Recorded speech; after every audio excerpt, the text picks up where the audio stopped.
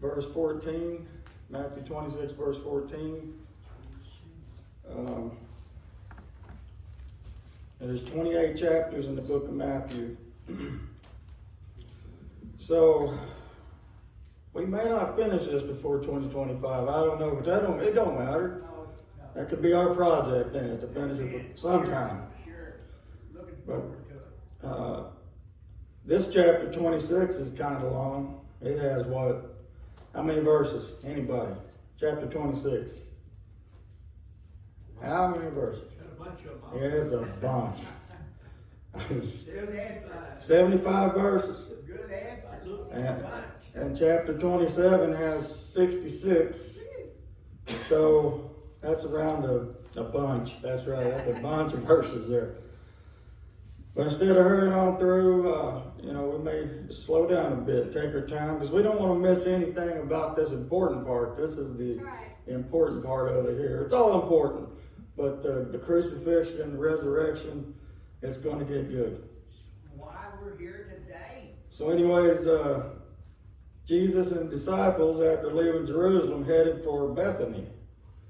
And Bethany was a stone's throw east of Jerusalem. Anybody know how far a stone's throw is? Anybody?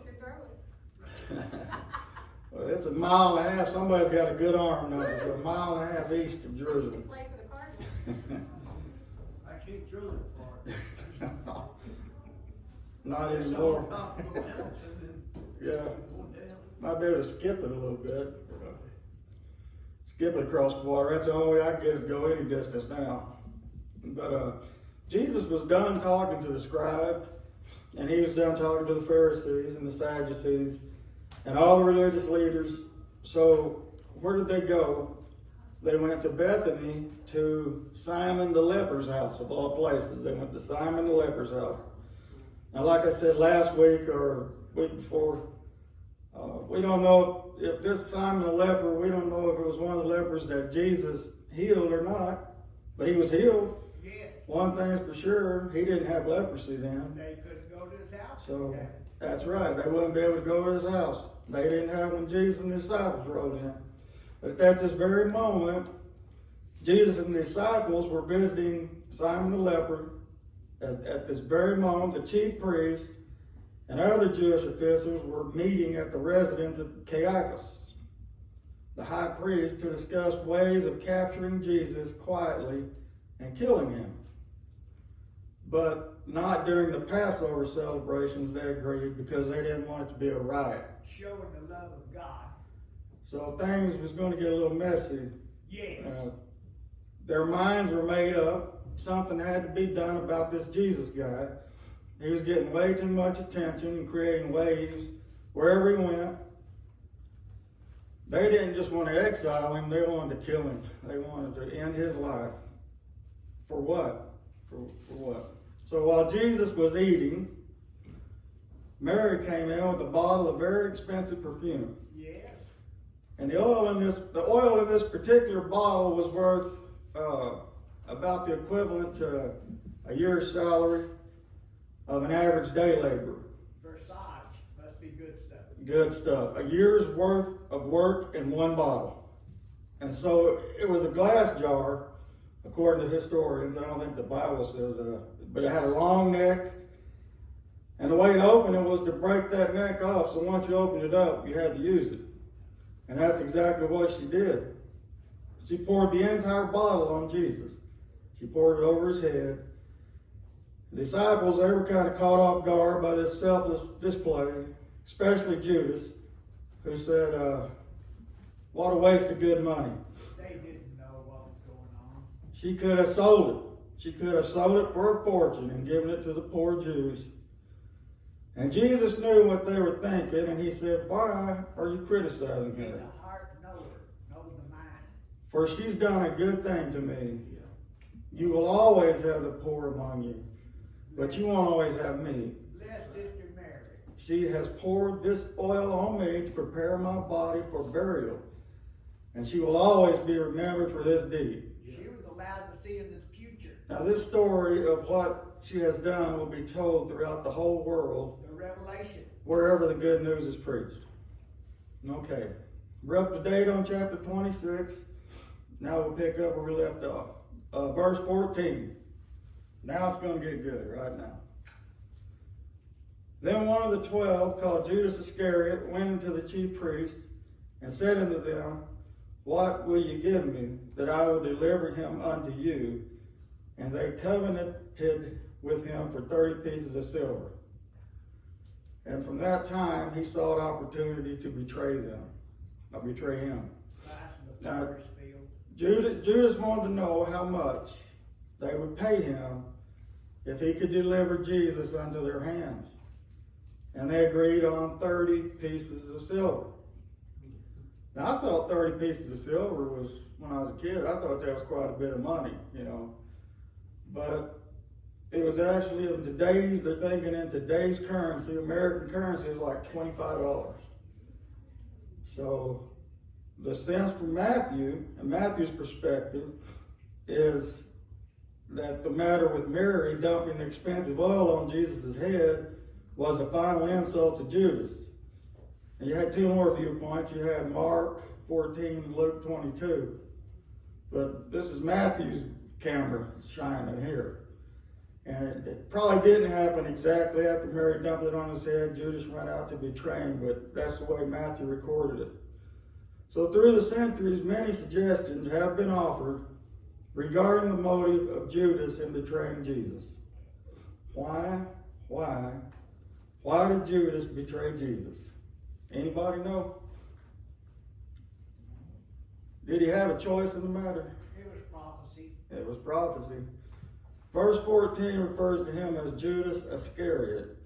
It may be that he was from Caruthersville, a city in southern Judea, and this would make Judas the only Judean among the other disciples who were all Galileans.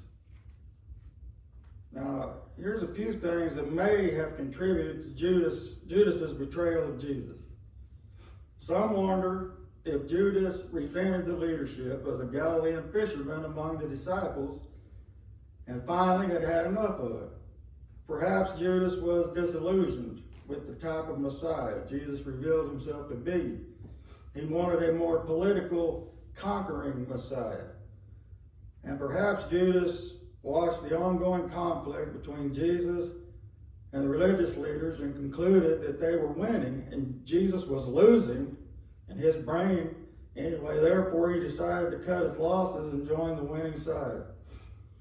Perhaps he came to the conclusion that Jesus simply was not the Messiah or a true prophet, even as Saul of Tarsus had believed. So we can speculate and wonder why Judas did what he did, but the fact of the matter is, he did go through with it, this betrayal. Did he have a choice? I think he did. I think he did have a choice.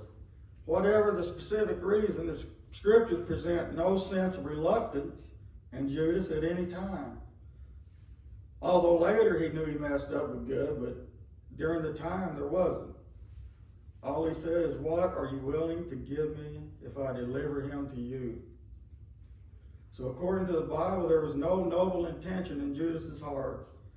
His motive was simply money. And here's what's sad. I think I mentioned this earlier. The exact value of 30 pieces of silver is somewhat difficult to determine, but it was a low estimation of the Messiah's value. Probably in the neighborhood of $25 in today's American currency. What's a life worth? It was a known set price for the basest slave. If you go back to Exodus 21 and 32, it says, if the ox gores a slave, male or female, the owner shall give to their master 30 shekels of silver, and the ox shall be stoned. So a slave's life was worth about 30 pieces of silver. Yet many have sold Jesus for less price than Judas received. Yes. A smile or a sneer has been sufficient to induce them to betray their Lord. It was spoken of. It was prophesied before. Verse 17, now the first day of the feast of unleavened bread, the disciples came to Jesus, saying unto him, where wilt thou that we prepare for thee to eat the Passover? Where we're going to have supper. And he said, go into the city to such a man, and say unto him, the master saith, my time is at hand. I will keep the Passover at thy house with my disciples. And the disciples did as Jesus had appointed them, and they made ready the Passover. Obedience. Now when the even was come, he sat down with the 12.